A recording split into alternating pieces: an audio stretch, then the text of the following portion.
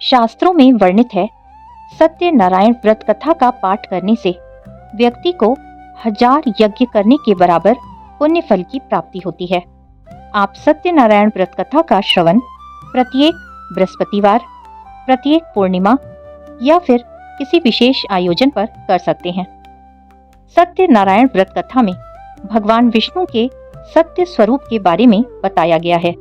इस व्रत का पाठ करने से घर में सुख समृद्धि का वास होता है और भगवान विष्णु की मंगल कृपा प्राप्त होती है। भगवान विष्णु का ध्यान करते हुए प्रेम से, भाव से और मन से सत्यनारायण व्रत कथा का श्रवण करें। प्रथम अध्याय। एक समय की बात है, नैमिषारण्य तीर्थ में शौनक आदि 88,000 ऋषियों ने श्री सूत जी से पूछा, हे प्रभु, इस कलयुग में वेद विद्या रहित मनुष्यों को प्रभु भक्ति किस प्रकार मिल सकती है तथा उनका उद्धार कैसे होगा? हे मुनि श्रेष्ठ, कोई ऐसा तप बताइए जिससे थोड़े समय में ही पुण्य मिले और मन वांछित फल भी मिल जाए। इस प्रकार की कथा सुनने की हम इच्छा रखते हैं। सर्व शास्त्रों के ज्ञाता श्री सूत जी बोले, हे वैष्णवों में पूज्य, आप सभी ने प्राणियों के हित की बात पूछी है, इसलिए मैं एक ऐसे श्रेष्ठ व्रत को आप लोगों को बताऊंगा जिसे नारद जी ने लक्ष्मी नारायण भगवान से पूछा था और लक्ष्मीपति ने मुनि श्रेष्ठ नारद जी से कहा था। अब इसे ध्यान पूर्वक सुनिए। एक समय की बात है, योगी राज नारद जी ने दूसरों के हित की इच्छा के लिए अनेक लोकों में घूमते हुए जब मृत्यु लोक में पहुंचे, यहाँ उन्होंने अनेक योनियों में जन्मे प्रायः सभी मनुष्यों को अपने कर्मों द्वारा अनेक दुखों से पीड़ित देखा। उनका दुख देख नारद जी सोचने लगे कि कैसा यत्न किया जाए जिसके करने से निश्चित रूप से मानव के दुखों का अंत हो जाए। इसी विचार पर मनन करते हुए वह विष्णु लोक में गए। वहां वो देवों के ईश नारायण की स्तुति करने लगे, जिनके हाथों में शंख, चक्र, गदा और पद्म थे। गले में वरमाला पहने हुए थे। स्तुति करते हुए नारद जी बोले, हे भगवान, आप अत्यंत शक्ति से संपन्न हैं। मन तथा वाणी भी आपको नहीं पा सकती। आपका आदि, मध्य तथा अंत नहीं है। निर्गुण स्वरूप सृष्टि के कारण भक्तों के दुख को दूर करने वाले हैं। आपको मेरा नमस्कार है। नारद जी की स्तुति सुन विष्णु भगवान बोले, हे मुनि श्रेष्ठ, आपके मन में क्या बात है? आप किस काम के लिए यहाँ पधारे हैं? उसे निसंकोच पूछें। इस पर नारद मुनि बोले कि मृत्यु लोक में अनेक योनियों में जन्मे मनुष्य अपने कर्मों के द्वारा अनेकों दुख से दुखी हो रहे हैं। हे नाथ, आप मुझ पर दया रखते हैं तो बताइए कि वो मनुष्य थोड़े प्रयास से ही अपने दुखों से कैसे छुटकारा पा सकते हैं। श्री हरि बोले, हे नारद, मनुष्यों की भलाई के लिए तुमने उत्तम बात पूछी है, जिसके करने से मनुष्य मोह से छूट जाता है। वह बात मैं तुमसे कहता हूँ, उसे सुनो। स्वर्गलोक व मृत्युलोक दोनों में एक दुर्लभ उत्तम व्रत है जो पुण्य देने वाला है। आज प्रेम वश होकर मैं उसे तुमसे कहता हूँ। श्री सत्यनारायण भगवान का यह व्रत अच्छी तरह विधान पूर्वक करके मनुष्य तुरंत ही यहाँ सुख भोग कर मरणोपरांत मोक्ष पाता है। श्री हरि के वचन सुन नारद जी बोले कि उस व्रत का फल क्या है और उसका क्या विधान है? यह व्रत किसने किया था? इस व्रत को किस दिन करना चाहिए? सभी कुछ विस्तार पूर्वक बताएं। नारद की बात सुनकर श्री हरि बोले, दुख व शोक को दूर करने वाला यह सभी स्थानों पर विजय दिलाने वाला है। मानव को भक्ति व श्रद्धा के साथ शाम को श्री सत्यनारायण की पूजा धर्मपरायण होकर ब्राह्मणों व बंधु बांधवों के साथ करनी चाहिए। भक्ति भाव से ही नैवेद्य, केले का फल, घी, दूध और गेहूं का आटा सवाया लें। गेहूं के स्थान पर साठी का आटा, शक्कर तथा गुड़ लेकर वह सभी भक्षण योग्य पदार्थों को मिलाकर भगवान का भोग लगाएं। ब्राह्मण सहित बंधु बांधवों को भी भोजन कराएं। उसके बाद स्वयं भोजन करें। भजन कीर्तन के साथ भगवान की भक्ति में लीन हो जाएं। इस तरह से सत्यनारायण भगवान का यह व्रत करने पर मनुष्य की सारी इच्छाएं निश्चित रूप से पूर्ण होती हैं। इस कलिकाल अर्थात कलयुग में मृत्यु लोक में मोक्ष का यही एक सरल उपाय बताया गया है। श्री सत्यनारायण व्रत कथा का पहला अध्याय संपूर्ण। दूसरा अध्याय। सूत जी बोले, हे ऋषियों, जिसने पहले समय में इस व्रत को किया था उसका इतिहास कहता हूँ, ध्यान से सुनो। सुंदर काशीपुरी नगरी में एक अत्यंत निर्धन ब्राह्मण रहता था। भूख प्यास से परेशान वो धरती पर घूमता रहता था। ब्राह्मणों से प्रेम करने वाले भगवान ने एक दिन ब्राह्मण का वेश धारण कर उसके पास जाकर पूछा, हे विप्र, नित्य दुखी होकर तुम पृथ्वी पर क्यों घूमते हो? दीन ब्राह्मण बोला, मैं निर्धन ब्राह्मण हूँ, भिक्षा के लिए धरती पर घूमता हूँ। हे भगवान, यदि आप इसका कोई उपाय जानते हो तो कृपा कर बताएं। वृद्ध ब्राह्मण कहता है कि सत्यनारायण भगवान मनोवांछित फल देने वाले हैं, इसलिए तुम उनका पूजन करो। इसे करने से मनुष्य सभी दुखों से मुक्त हो जाता है। वृद्ध ब्राह्मण बनकर आए सत्यनारायण भगवान उस निर्धन ब्राह्मण को व्रत का सारा विधान बतलाकर अंतर्धान हो गए। ब्राह्मण मन ही मन सोचने लगा कि जिस व्रत को वृद्ध ब्राह्मण करने को कह गया है मैं उसे जरूर करूंगा। यह निश्चय करने के बाद उसे रात में नींद नहीं आई। वो सवेरे उठकर सत्यनारायण भगवान के व्रत का निश्चय कर भिक्षा मांगने के लिए चला गया। उस दिन निर्धन ब्राह्मण को भिक्षा में बहुत सारा धन मिला, जिससे उसने बंधु बांधवों के साथ मिलकर श्री सत्यनारायण भगवान का व्रत संपन्न किया। भगवान सत्यनारायण का व्रत संपन्न करने के बाद वो निर्धन ब्राह्मण सभी दुखों से छूट गया और अनेक प्रकार की संपत्तियों से युक्त हो गया। उसी समय से यह ब्राह्मण हर माह इस व्रत को करने लगा। इस तरह से सत्यनारायण भगवान के व्रत को जो मनुष्य करेगा वो सभी प्रकार के पापों से छूटकर मोक्ष को प्राप्त होगा। जो मनुष्य इस व्रत को करेगा वो सभी दुखों से मुक्त हो जाएगा। सूत जी बोले कि इस तरह से नारद जी से नारायण जी का कहा हुआ श्री सत्यनारायण व्रत को मैंने तुमसे कहा। हे विप्रो, मैं अब और क्या कहूँ? ऋषि बोले, हे मुनिवर, संसार में उस विप्र से सुनकर और किस किसने इस व्रत को किया, हम सब इस बात को सुनना चाहते हैं। इसके लिए हमारे मन में श्रद्धा का भाव है। सूत जी बोले, हे मुनियों, जिसने इस व्रत को किया है वे सब सुनो। एक समय वही विप्र धन व ऐश्वर्य के अनुसार अपने बंधु बांधवों के साथ इस व्रत को करने को तैयार हुआ। उसी समय एक लकड़ी बेचने वाला बूढ़ा आदमी आया और लकड़ियां बाहर रखकर अंदर ब्राह्मण के घर में गया। प्यास से दुखी वो लकड़हारा उनको व्रत करते देख विप्र को नमस्कार कर पूछने लगा कि आप ये क्या कर रहे हैं? तो उन्होंने बताया कि व्रत कर रहा हूँ तथा इसे करने से क्या फल मिलेगा, कृपया मुझे भी बताएं। ब्राह्मण ने कहा कि सब मनोकामनाओं को पूर्ण करने वाला ये सत्यनारायण भगवान का व्रत है। इनकी कृपा से ही मेरे घर में धन्य धान्य की वृद्धि हुई है।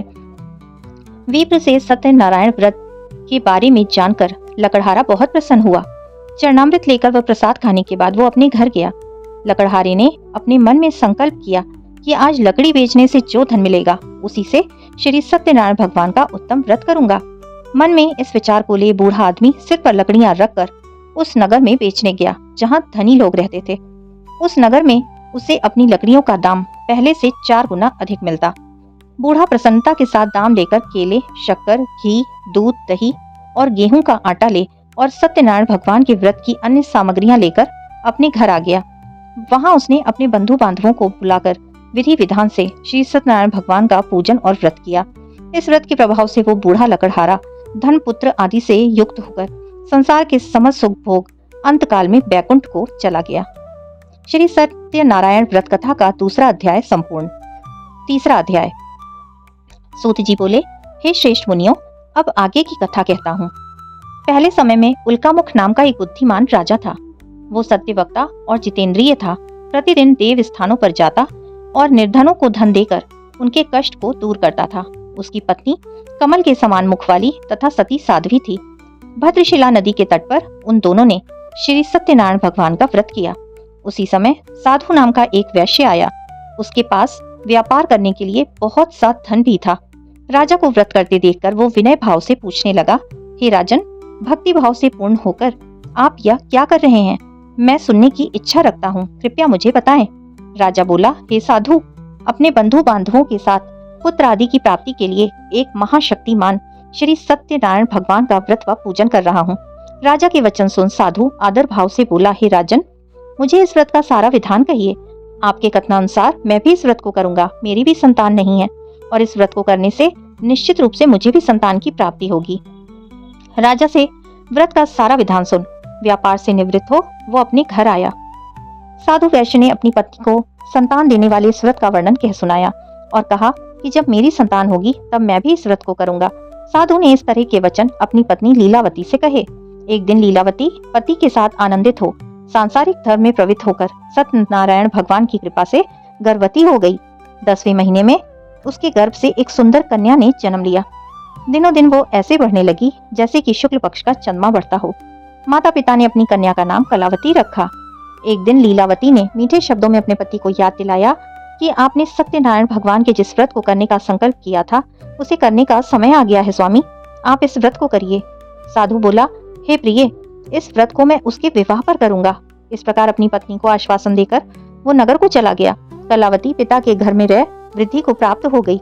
साधु ने एक बार नगर में अपनी कन्या को सखियों के साथ देखा तो तुरंत ही दूत को बुलाया और कहा कि मेरी कन्या के योग्य वर देखकर आओ। साधु की बात सुनकर दूत कंचन नगर में पहुंचा और वहां देखभाल कर लड़की के सुयोग्य वाणिक पुत्र को ले आया। सुयोग्य लड़के को देख साधु ने बंधु बांधवों को बुलाकर अपनी पुत्री का विवाह कर दिया। लेकिन दुर्भाग्य की बात यह है कि साधु ने अभी भी श्री सत्यनारायण भगवान का व्रत नहीं किया। इस पर श्री भगवान क्रोधित हो गए और श्राप दिया कि साधु को अत्यंत दुख मिलेगा। अपने कार्य में कुशल साधु बनिया जमाई को लेकर समुद्र के पास स्थित होकर रत्नासारपुर नगर में गया। वहां जाकर दामाद ससुर दोनों मिलकर चंद्रकेतु राजा के नगर में व्यापार करने लगे। एक दिन भगवान सत्यनारायण की माया से एक चोर राजा का धन चुराकर भाग रहा था। उसने राजा के सिपाहियों को अपना पीछा करते देख चुराया हुआ धन वहीं पर रख दिया जहां साधु अपने जमाई के साथ ठहरा हुआ था। राजा के सिपाहियों ने साधु वैश्य के पास राजा का धन पड़ा देखा तो वह ससुर जमाई दोनों को बांधकर प्रसन्नता से राजा के पास ले गए और कहा कि उन दोनों चोरों को हम पकड़ कर ले आए हैं, आप आगे की कार्रवाई की आज्ञा दें। राजा की आज्ञा से उन दोनों को कठिन कारावास में डाल दिया गया और उनका सारा धन भी उनसे छीन लिया गया। श्री सत्यनारायण भगवान से श्राप से साधु की पत्नी भी बहुत दुखी हुई। घर में जो धन रखा था उसे भी चोर चुरा कर ले गए। शारीरिक तथा मानसिक पीड़ा व भूख प्यास से अति दुखी हो अन्न की चिंता में कलावती के ब्राह्मण के घर गई। वहां उसने श्री सत्यनारायण भगवान का व्रत होते देखा। फिर कथा भी सुनी। वो प्रसाद ग्रहण कर रात को घर वापस आ गई। माता के कलावती से पूछा कि हे पुत्री, अब तक तुम कहाँ थी, तेरे मन में क्या है? कलावती ने अपनी माता से कहा, हे माता, मैंने एक ब्राह्मण के घर में श्री सत्यनारायण भगवान का व्रत होते देखा। कन्या के वचन सुन लीलावती भगवान के पूजन की तैयारी करने लगी। लीलावती ने परिवार व बंधुओं सहित सत्यनारायण भगवान का पूजन किया और उनसे वर मांगा कि मेरे पति तथा जमाई शीघ्र घर आ जाएं। साथ ही यह प्रार्थना की कि हम सबका अपराध आप क्षमा करें। श्री सत्यनारायण भगवान इस व्रत से संतुष्ट हो गए और राजा चंद्रकेतु को सपने में दर्शन देकर कहा कि हे राजन, तुम उन दोनों वैश्यों को छोड़ दो और तुमने उनका जो धन लिया उसे भी वापस कर दो। अगर ऐसा नहीं किया तो मैं तुम्हारा सारा धन, राज्य, संतान सब नष्ट कर दूंगा। राजा को यह सब कहकर वो अंतर्धान हो गए। प्रातःकाल सभा में राजा ने अपना सपना सुनाया। फिर बोले कि बड़े पुत्रों को कैद से मुक्त कर सभा में ले आओ। दोनों ने आते ही राजा को प्रणाम किया। राजा मीठी वाणी में बोला, हे महानुभावों, भाग्यवश ऐसा कठिन दुख तुम्हें प्राप्त हुआ, लेकिन अब तुम्हें कोई भय नहीं है। ऐसा कहकर राजा ने उन दोनों को नए वस्त्राभूषण भी पहनाए और जितना धन उनका लिया था उससे दुगना धन वापस कर दिया। दोनों वैश्य अपने घर को चल दिए। श्री सत्यनारायण व्रत कथा का 3रा अध्याय संपूर्ण। 4था अध्याय। सूत जी बोले, वैश्य ने मंगलाचार कर अपनी यात्रा आरंभ की और अपने नगर की ओर चल दिए। उनके थोड़ी दूर जाने पर एक दंडी वेशधारी श्री सत्यनारायण ने उनसे पूछा, हे साधु, तेरी नाव में क्या है? अभिवाणी वणिक हंसता हुआ बोला, हे दंडी, आप क्यों पूछते हो? क्या धन लेने की इच्छा है? मेरी नाव में तो बेल और पत्ते भरे हुए हैं। वैश्य के कठोर वचन सुनकर भगवान बोले, तुम्हारा वचन सत्य हो। दंडी ऐसे वचन कह वहां से दूर चले गए। कुछ दूर जाकर समुद्र के किनारे बैठ गए। दंडी के जाने के बाद साधु वैश्य ने नृत्य किया के पश्चात नाव को ऊंची उठी देखकर अचंभा माना और नाव में बेल पत्ते आदि देखकर वो मूर्छित हो जमीन पर गिर पड़ा। मूर्छा खुलने पर वो अत्यंत शोक में डूब गया। तब उसका दामाद बोला कि आप शोक न मनाएं, यह दंडी का श्राप है, इसलिए हमें उनकी शरण में जाना चाहिए, तभी हमारी मनोकामना पूर्ण होगी। दामाद की बात सुनकर वह दंडी के पास पहुंचा और अत्यंत भक्ति भाव से नमस्कार करके बोला, मैंने आपसे जो असत्य वचन कहे थे उनके लिए मुझे क्षमा दें। ऐसा कहकर महान शोकातुर होकर रोने लगा। तब दंडी भगवान बोले, हे वाणिक पुत्र, मेरी आज्ञा से बार बार तुम्हें दुख प्राप्त हुआ है, तू मेरी पूजा से विमुख हुआ। साधु बोला, हे भगवान, आपकी माया से ब्रह्मा आदि देवता भी आपके रूप को नहीं जानते, तब मैं अज्ञानी कैसे जान सकता हूँ? आप प्रसन्न होइए प्रभु, अब मैं सामर्थ्य के अनुसार आपकी पूजा करूंगा, मेरी रक्षा करो और पहले के समान मेरी नौका को धन से भर दो। साधु वैश्य के भक्ति पूर्वक वचन सुनकर भगवान प्रसन्न हो गए और उसकी इच्छा अनुसार वरदान देकर अंतर्धान हो गए। ससुर जमाई जब नाव पर आए तो नाव धन से भरी हुई थी। फिर वहीं अपने अन्य साथियों के साथ सत्यनारायण भगवान का पूजन कर अपने नगर को चल दिए। जब नगर के नजदीक पहुंचे तो दूत को घर पर खबर भिजवाने के लिए भेज दिया। दूत साधु की पत्नी को प्रणाम कर कहता है कि मालिक अपने दामाद सहित नगर के निकट आ रहे हैं। दूत की बात सुन साधु की पत्नी लीलावती ने बड़े हर्ष के साथ सत्यनारायण भगवान का पूजन कर अपनी पुत्री कलावती से कहा कि मैं अपने पति के दर्शन को जाती हूँ, तू कार्य पूर्ण कर शीघ्र आ जाना।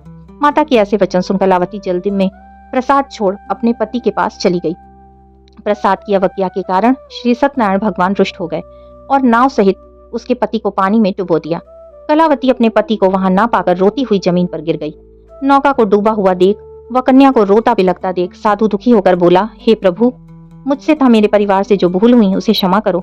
साधु के दीन वचन सुनकर श्री सत्यनारायण भगवान प्रसन्न हो गए और आकाशवाणी हुई, हे साधु, तेरी कन्या मेरे प्रसाद को छोड़ कर आई है, इसलिए उसका पति अदृश्य हो गया है। यदि वो घर जाकर प्रसाद खाकर लौटती है तो उसे इसका पति अवश्य मिलेगा। ऐसी आकाशवाणी सुन कलावती घर पहुंचकर प्रसाद खाती है, फिर आकर अपने पति के दर्शन करती है। उसके बाद साधु अपने बंधु बांधवों सहित श्री सत्यनारायण भगवान का विधि विधान से पूजन करता है। इस लोक का सुख भोगकर वो अंत में स्वर्ग जाता है। श्री सत्यनारायण व्रत कथा का चौथा अध्याय संपूर्ण। पांचवा अध्याय। सूत जी बोले, हे ऋषियों, मैं और भी एक कथा सुनाता हूँ, उसे भी ध्यान पूर्वक सुनो। प्रजापालन में लीन तुंगध्वज नाम का एक राजा था। उसने भी भगवान का प्रसाद त्याग कर बहुत ही दुख सहन किया। एक बार वन में जाकर वन पशुओं को मारकर वह बड़ के वृक्ष के नीचे आया। वहां उसने ग्वालों को भक्ति भाव से अपने बंधुओं सहित सत्यनारायण भगवान का पूजन करते देखा। अभिमानवश राजा ने उन्हें देखकर भी पूजा स्थान में नहीं गया और न ही उसने भगवान को नमस्कार किया। ग्वालों ने राजा को प्रसाद दिया, लेकिन उसने प्रसाद नहीं खाया और प्रसाद को वहीं छोड़कर अपने नगर को चला गया। जब वो नगर में पहुंचा तो वहां सब कुछ तहस नहस हो चुका था। वो शीघ्र ही समझ गया कि यह सब भगवान ने ही किया है। वह दोबारा ग्वालों के पास पहुंचा और विधि पूर्वक पूजा करके प्रसाद खाया तो श्री सत्यनारायण भगवान की कृपा से सब कुछ पहले जैसा हो गया। दीर्घ काल तक सुख भोगने के बाद मरणोपरांत उसे स्वर्ग लोक की प्राप्ति हुई। जो मनुष्य परम दुर्लभ इस व्रत को करेगा तो भगवान सत्यनारायण की अनुकंपा से उसे धन्य धान्य की प्राप्ति होगी। निर्धन धनी हो जाता है और भय मुक्त हो जीवन जीता है। संतानहीन मनुष्य को संतान की प्राप्ति होती है और सारे मनोरथ पूर्ण होने पर मानव अंत काल में बैकुंठ धाम को जाता है। सूत जी बोले, जिन्होंने पहले इस व्रत को किया है, अब उनके दूसरे जन्म की कथा कहता हूँ। वृद्ध शतानंद ब्राह्मण ने सुदामा का जन्म लेकर मोक्ष की प्राप्ति की। लकड़हारे ने अगले जन्म में निषाद बनकर मोक्ष प्राप्त किया। उल्का मुख नाम का राजा दशरथ होकर बैकुंठ को गए। साधु नाम के वैश्य ने मोरध्वज बनकर अपने पुत्र को आरे से चीरकर मोक्ष पाया। महाराज तुंगध्वज ने स्वयंभू होकर भगवान में भक्ति युक्त हो कर्म कर मोक्ष पाया। श्री सत्यनारायण व्रत कथा का पांचवा अध्याय संपूर्ण। बोलिए श्री सत्यनारायण भगवान की जय। वीडियो पसंद आया तो प्लीज ज्यादा से ज्यादा शेयर करें, लाइक करें और सब्सक्राइब करें। फिर से मिलेंगे मेरे चैनल कृष्णा माखन चोर पर। तब तक के लिए राधे राधे।